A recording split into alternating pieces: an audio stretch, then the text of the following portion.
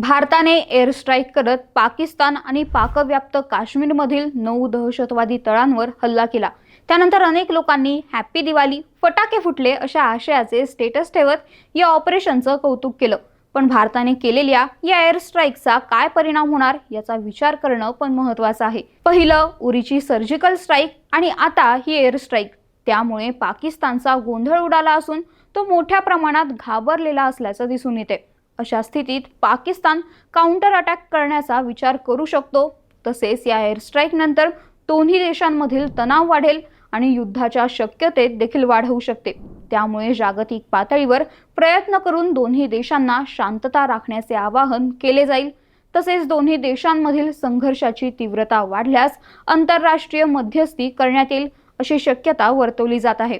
आता हे सगळं होत असताना दुसरीकडे मात्र सध्या पहलगाममध्ये झालेल्या दहशतवादी हल्ल्याचा बदला घेतला म्हणून भारतीय आनंदित झाले असून त्यांच्याकडून भारतीय सेनेचं कौतुक केलं जातंय। तर तुम्हाला काय वाटतं, या एअर स्ट्राईकचा काय परिणाम होईल ते कमेंट करून नक्की सांगा आणि आमच्या ऑन मीडियाच्या पेजला फॉलो आणि YouTube चॅनलला सबस्क्राईब करायला विसरू नका। धन्यवाद।